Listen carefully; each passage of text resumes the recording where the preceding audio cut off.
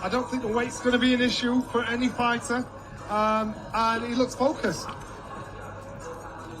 Johnny, how important is the man outside the ring at the moment? Watching on Roy Jones Jr., we remember, of course, back in the early days of Sky, what a phenomenal fighter he was, and multi-weight world champion. He's obviously got the bit between his teeth again to be a trainer. They've forged this relationship over the pandemic, last couple of years, the two of them. How crucial is that now for Chris at 32 as he launches his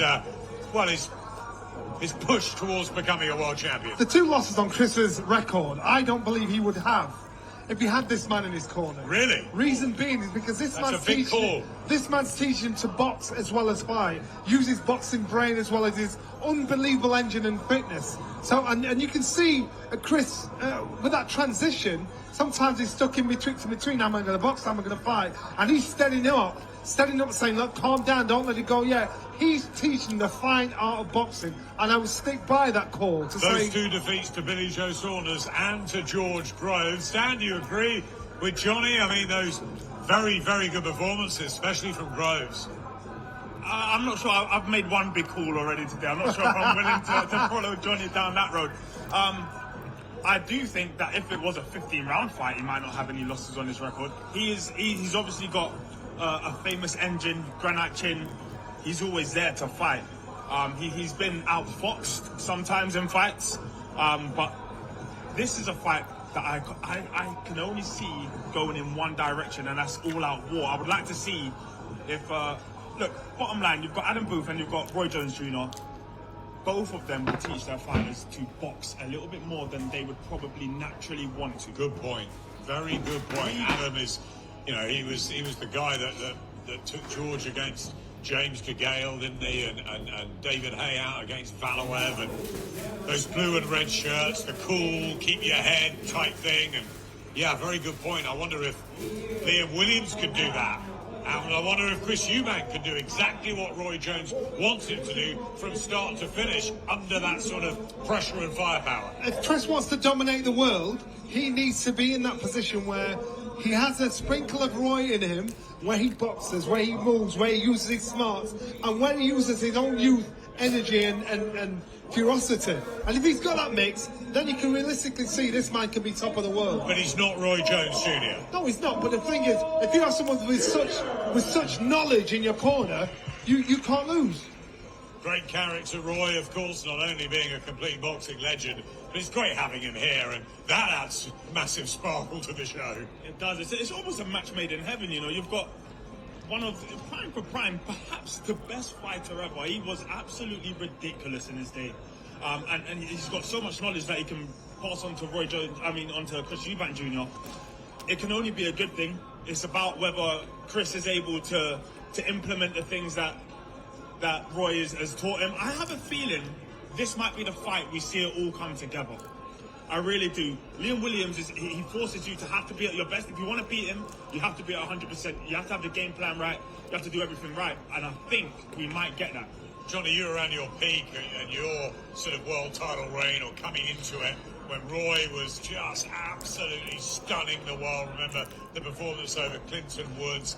That Roy Jones going up, of course, beating John Ruiz and becoming the heavyweight champion. Afterwards, he had his issues with Tava and maybe went on too long, but there was a window, wasn't there, where Dan's right, he was one of the very, very finest of all time. On his day, he was the greatest. The things he could achieve in a publicly in a boxing ring, and the little tricks you get out when you're in a gym and you might do it once. It's like getting a hole in one. You know what I mean? You do it now and again when nobody's looking. Roy was that only fighter that he could turn on talent when it was needed. I was fortunate enough to go to Pensacola a couple of times to see Roy train. Derek Smoke Gaynor was in his gym as well, the featherweight. And Roy, I would say, alongside Floyd Mayweather, the most impressive I've ever seen in a training gym, and he was absolutely brilliant. But as a trainer now, he's got to, he's got to give the knowledge, the experience against somebody who's who is a different man, a different fighter. But Chris is saying he's learning something every single day. So it's obviously working. Yeah, I think that's one of the toughest problems that a great fighter turning trainer will have. A lot of what they do is you know, a sixth sense. Is part of their personality. They're just able to do it. Translating that into another fighter that isn't them is the hard part. But I have a feeling that at this point in Chris's career, who's notoriously not really even needed a trainer, not really needed somebody to be there and follow their instructions, I feel like this match is good simply for the fact that Chris respects Roy as a fighter. He knows that he's been there before, he's done it. He respects what he brings to the game in terms of, you know, what tricks to be looking for. He's teaching him to train in a more boxing manner more than a fighting manner. And Chris Senior taking, you know, a backward step and away a little bit, allowing his son to breathe with new reinforcements. Obviously, you know, we know about the tight-knit EUBANK family, but sometimes you need to take yourself away. And Johnny, that's what Chris has done. He's taken himself away, hasn't he, on the road to learn from the man he believes is the best. You know what he was doing wasn't working. Now what he's doing is working well. You can see it even when he's doing the pads with Roy there. He's enthused, he's excited, he's energized. And Roy's got a big smile on his face. Roy doesn't attach himself to anybody that he doesn't think's not gonna succeed. So I think it's a great union. I think it's something he needs.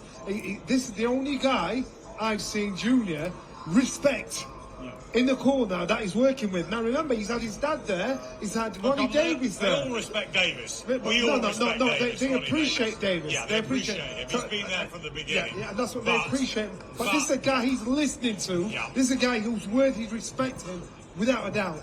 Good to see Dimitri Salita here with Clarissa Shields, who'll be coming up a little bit later. Dimitri, who we remember as a fighter, now a great promoter in New York, and part of this Wasserman Boxer Salita Promotions Union here to provide this mega show in Cardiff on Saturday night. So Chris, with the pressure, he's going to have the fans against him. He's going to love that, isn't he? And he's probably going to be more up for this than at any time in the last 3 or 4 years. He's got the pressure. Can he deliver that sort of performance that's going to... Now, we know he's got talent, we know he's got minerals, we know he's got a great chin, but there's something that just hasn't quite clicked yet. But we can sit back and say Chris EUBANK is going to be a world champion and going to be a great fighter. Well, I think it is a little bit now or never for Chris. You know, he's 32 years of age. I think we you're know looking how at good it. he is. Everyone's always known how good he is. It's about him being able to really kick on, put in a good performance. You know, it's a massive night. You know, we're here. We can feel it. We can feel the atmosphere. This is going to be a huge night of boxing. It's going to be a cauldron. You know, and there are people picking against him in this fight. They're picking Williams, and it's not just the Welsh. People in the trade think Liam Williams has operated at a higher level and will give EUBANK too much pressure on the night. You mentioned that thing that's the click with Chris. You're looking at it. That's those two together. That's what will click with him. So as long as they stick together and that works for them, if anything that's missing out of Chris's artillery, that's right, he's putting him there, and this man will put it in him. So if Chris is never going to do it, he's going to do it under his tutelage. In regards to Liam Williams, Liam Williams is... I don't know if the youngsters unload. There's a guy called Tony Simpson that used to fight. A proper tough nut. This guy wanted to fight. No nonsense, no fancy dan. He just wanted to get stuck in. That's Liam. So if you stand there and have an argument with him, he'll have an argument with you every day of the week, and he'll punch holes in you. You've got to beat Liam with brains as well as brawn, because brawn, you're giving the man a chance I shouldn't have done. And Chris has got to make sure he uses brain over brawn. Otherwise, he'll